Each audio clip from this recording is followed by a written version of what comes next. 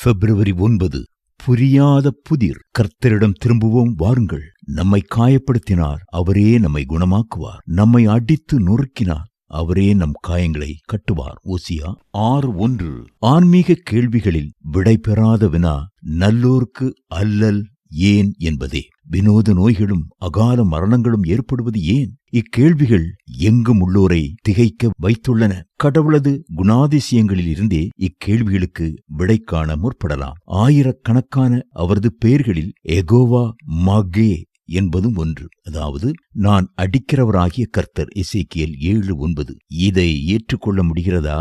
அடிக்கிற கரம்தான் அணைக்கும் என்பதை மறந்து போகக்கூடாது. அவர் காயப்படுத்தி காயம் கட்டுகிறார். சில பிரசங்கிமார் யோபுவை குறித்து பேசும்போது கர்த்தர் கொடுத்தார் என்று அவன் சொன்னது சரி, ஆனால் கர்த்தர் எடுத்தார் என்பது தவறு என்பர். ஆனால் அடுத்த வசனத்திலேயே இவை எல்லாவற்றிலும் யோபு கடவுளை பற்றி குறை சொல்லவில்லை என்று வேத ஆகியோனாகிய ஆவியானவரே எழுதி வைத்துள்ளார். யோபு 1:22.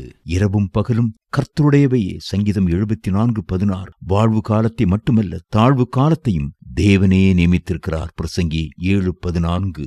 உன்னதரின் வாயிலிருந்து நன்மையும் தீமையும் புறப்படும். புலம்பல் 3:38. கசப்பும் இனிப்பும் நமக்கு அத்தியாவசியம். எபிரேயர் 11ஆம் அதிகாரத்தை மிகைப்படுத்தி 12ஆம் அதிகாரத்தை மிதப்படுத்துவது நம்மை திருப்பி போடாத அப்பங்களாக்கிவிடும். ஏனெனில் நாம் விசுவாசிக்க மட்டுமல்ல, வேதனை அனுபவிக்கவும் அழைக்கப்பட்டுள்ளோம். பிலிப்பியர் 1:29. கிறிஸ்துவிடம் வந்துவிட்டால் எல்லா பிரச்சனைகளுக்கும் முற்றுப்புள்ளி வைத்துவிடலாம் என்பது பெருவாரியான பிரசங்கமாயிருக்கிறது.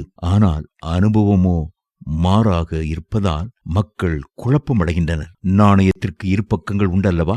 சபை என்றால் ஒரு மருத்துவமனை அல்ல, அது ஒரு யுத்த பயிற்சிக்களம்.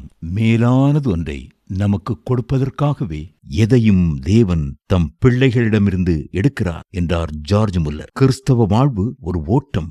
எபிரேயர் 12:1. பொழுதுபோக்கு எதுவும் ஜெப நேரத்தை போக்கிவிடுகிறதா? செய்தித்தாள் வாசிப்பது திருமறை தியான வேளையை திருடி விடுகிறதா? ஆண்டவரால் இதனை சகிக்க முடியாது. கர்த்தர் ஒருவரே உயர்ந்திருக்கும்படி நம் வாழ்விலிருந்து சிலைகள் யாவும் அகற்றப்பட வேண்டும். ஏசாயா 2:17. அசைக்க கூடாதவைகள் மட்டுமே நிற்கும்படி அசையக்கூடியவைகளை அகற்றிவிடவே ஆண்டவர் இப்படி செய்கிறார். எபிரேயர் 12:27.